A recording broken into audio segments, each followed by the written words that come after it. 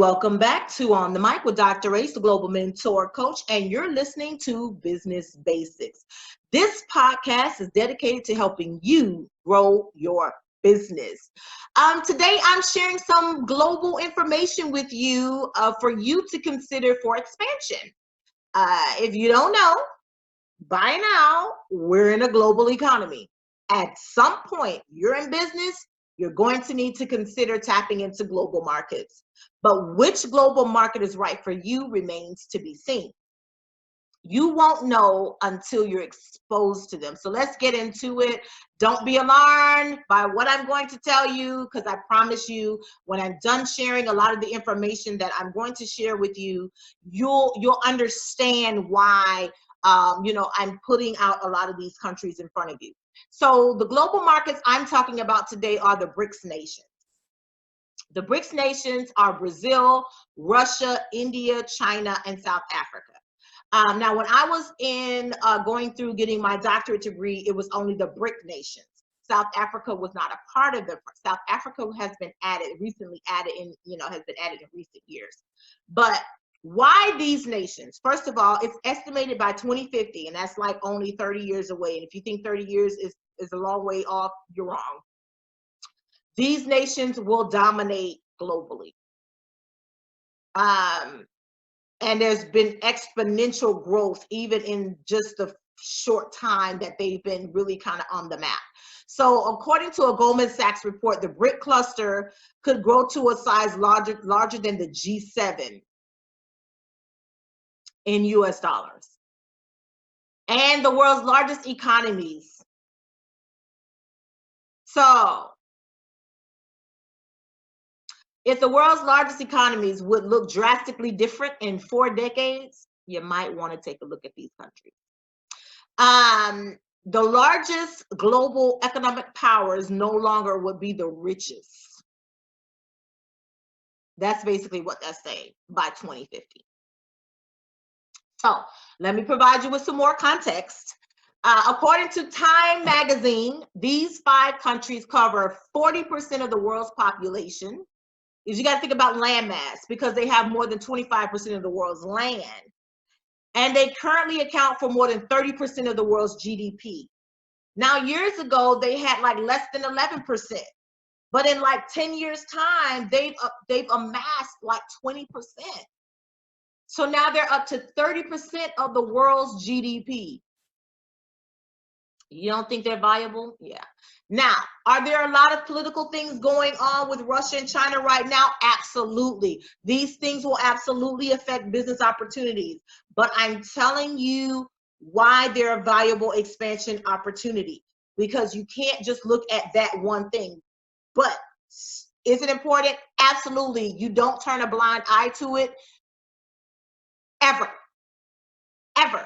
But there are some things that you want to at least consider and think about, because even though there's a lot going on with China, that's not stopping businesses from expanding and going and doing things. So, but we're going to get into that in a minute. So according to the Brazilian government, we're going to start with Brazil. Coordination between Brazil, Russia, India, and China, the BRIC nations, informally began in 2006. With working meetings of the foreign ministers of the 4 countries on the sidelines of the United Nations General Assembly. So they didn't just kind of go rogue and decide we're just going to do this. No, it was on the sidelines of the UN General Assembly. Okay, they're just not out here just randomly doing things. Since then, the acronym created a few years earlier by the financial market no longer confined itself to identifying 4 emerging economies, meaning it was just, they just really kind of blew up and expanded themselves. And they became a mechanism for cooperation in areas that have the potential to generate concrete results for Brazilians, because I'm reading from the Brazilian government website, and the peoples of the other member countries. So the BRIC nations have met every year for 10 years, always rotating the meeting between their countries. So next year, the summit is going to be in Brazil. So let's really talk about what are the opportunities between these countries. Okay, first of all, for Brazil, the areas of health, science, technology and innovation, digital economy, and cooperation in the fight against transnational crime are priority. That's their priority. They're looking to advance new areas of action. So if your business can address any of those areas, there's opportunity for you. The other thing is the orange economy, and I'm probably going to do a whole series or just at least an episode on that. I was at the Florida International Trade and Cultural Expo earlier this month, and Brazil was actually there. And there was an entire session on the orange economy. And basically, the orange economy deals with building a business in arts. So if you're an artist, it basically talks about how you can build a business around art, because it's difficult for artists to really make money because your product or your service is consumed basically before anybody even buys it. And so how do you turn that in? How do you leverage that? So that's the whole thing about the orange economy. Brazil invests money in the orange economy. They're doing phenomenal things there. So I'm surprised that this isn't there, but they probably have not updated. But the orange economy is a huge deal, and they really do make strides to invest in the arts community, because they understand the power of it. So that may be another opportunity for you there to look at how can I really get in on what's happening there. So let's jump over to China and India, because their middle classes are surging population wise. I mean, when you talk about global supply chain, you can't talk about global supply chain without talking about China, because China has the second largest economy in the world by gross domestic product, or GDP. They are poised to overtake the US for #1 over the next couple of years. There's a lot going on there. So let me show you the growth, and this is from Time Magazine. In 1990, China produced less than 3% of the world's manufacturing output when measured by value, but by 2015, it produced roughly 25%. It's a lot of growth. So yeah. In 1990, China made up 0%. They didn't have a middle class. By 2015, they had 16% of the global middle class. And another 350 million Chinese people are expected to join by 2030, 10 years from now. And India is no different. They're pretty much manufacturing. They're really big into manufacturing. But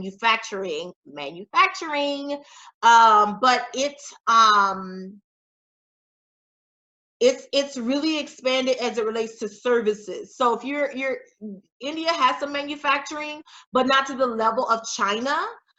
China is really huge when it comes to manufacturing. Lots of manufacturing plants over there, and just outrageous. And not that India does not have them, because they do, but they are really kind of coming up and really doing a lot as it relates to services. And we're talking about services, think call centers. So the services market accounts for about 61% of GDP, of India's GDP, with most of it being on IT call centers at a $108 billion. It is the leading IT services exporter. India's middle class, the rise of its middle class resembles that of China. They went from 1% of the global middle class in 1990 to 8% in 2015. Doesn't seem like a big jump, but it's significant enough to pay attention, because they have another 380 million Indians expected to join by 2030. That's 10 years from now. Global. There's a lot happening there. And so there's opportunity there. Listen, if you see that there's a need, you know that people are outsourcing a lot of their IT and stuff to India, and maybe you have a problem with people with their language skills, maybe you can go over and you can teach English and fluency until they get fluent, and then now you have answered and addressed a problem that a lot of people have with outsourcing call centers, because people get frustrated because of the language barrier. and the lack of fluency, because you can learn basic English, but if you don't understand colloquialisms and slang and jargon and how to communicate conversationally and professionally, there's a lot of opportunity there. Just throwing something out there for somebody. Recently, there's been a lot going on in, just, business world, the business world overall. So this Time magazine talks about a lot. So we're going to talk about the collapse in commodity prices, because these things have, basically the collapse of global markets, period. You're looking at the stock market, all those things have really affected the BRICS nations. Why? Because there's just it's a domino effect. One market affects the other. So Brazil sells soybeans, iron ore, crude oil to global markets, but there's been financial windfalls everywhere. And so with that, it's really kind of really hurt their efforts to combat the poverty problem that they've had in Brazil. South Africa is very, very rich. Very, very rich as far as, it has a lot of natural wealth, rare gems, metals. We're talking about, of course, gold, diamonds, platinum, and all of that stuff helps to keep their economy on track, especially during following apartheid. In 1990, South Africa exported $27 billion worth of goods. By 2011, they'd exported 5 times that.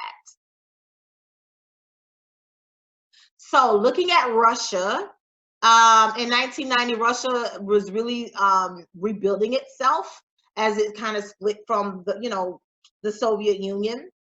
But they also have a lot of resources. They have crude oil, natural gas, metals, and minerals that helped kind of get its footing. So in 2000, 29% of Russians live below the poverty line. By 2020, it was down to 11%. There's opportunity there. There's opportunity in South Africa to do some trade. So if you're into precious metals, minerals, whether you're into jewelry wholesaling,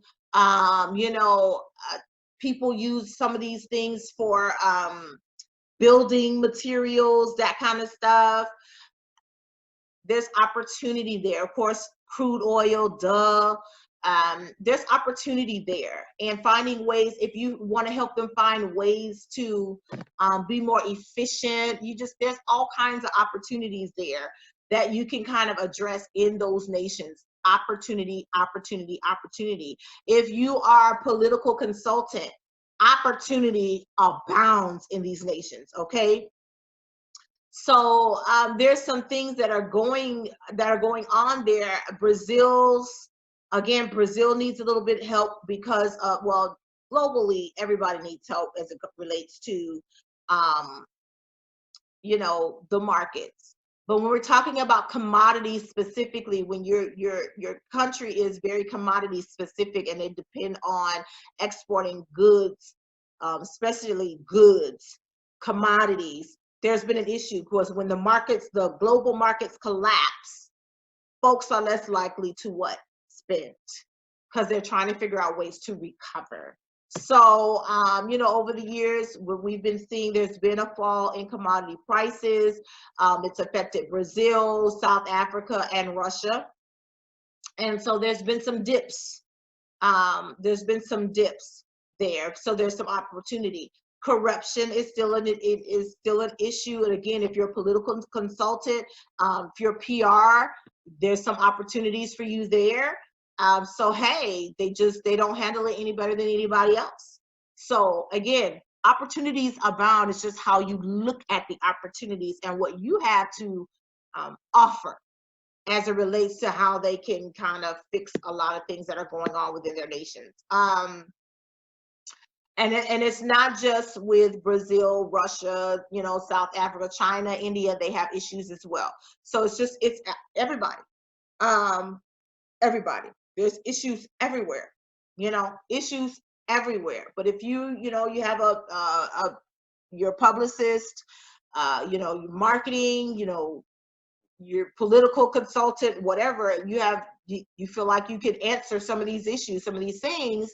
Hey, if you're ex-military, maybe you can go in and help deal with the, the criminal problem that they have, and you might be able to come in and just, there's opportunities everywhere. I know some countries are still working on infrastructure. I know during FTSE earlier this month, one of the things that they were talking about in Africa, especially South Africa, was infrastructure. They're still working on that stuff. They're working on infrastructure, expanding it. So maybe you have solutions to some of the infrastructure things that they're doing. They're expanding ports, airports, a lot of these different things that they need to be able to handle the import exports that they have going on. So opportunity there as well. But they're still winners. It's still, again, still opportunities. It's easy to say India and China are kind of at the lead based off of the information I shared earlier, but you cannot count out the other nations. You just can't count it out, and you just can't automatically assume that India and China are it, because 50% of Indians remain vulnerable to slide back into poverty. It's just how it is. So there's opportunity. The World Bank estimates that 68% of all existing jobs in India are at risk from automation. Because just because you're good at IT, that could also create a problem, because they can figure out how to do these things without you. So there's always a need for something else. So maybe you have a need to introduce a business model or some opportunity there that could create more jobs in India that they aren't thinking about. Opportunity. Okay. So China is the same way, all manufacturing, but guess what? Automation is still an option, because whereas it's 68% in India, it's 77% in China. There's opportunity to create jobs that they're probably not thinking about looking at. So if you have a solution, if you have an opportunity that you could create jobs that may or may not be able to be automated, even if it might be years down the road, then there's an opportunity there to address what? Poverty.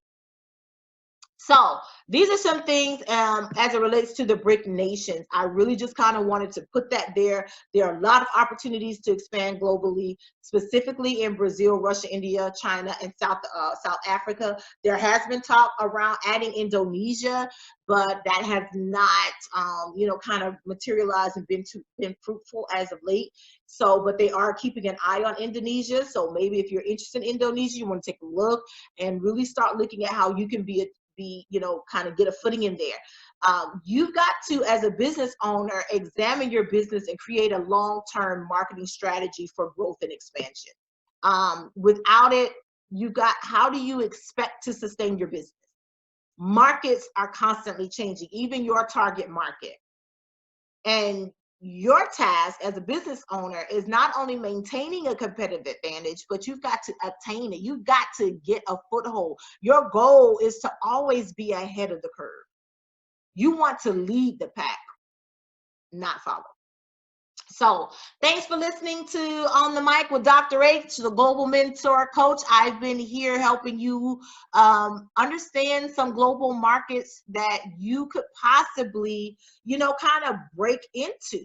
And I really hope that it's been fruitful for you, that you've gotten some information that can help you grow and expand and look at some global markets that could really benefit you in your business long term. Remember, you need a long-term growth strategy. Even if your goal is to sell your business, you still need a long-term growth strategy to get to the point where you can sell your business, because people aren't going to buy a business that doesn't have a growth strategy. So if you like this podcast, please make sure you like it, you share it, spread the news.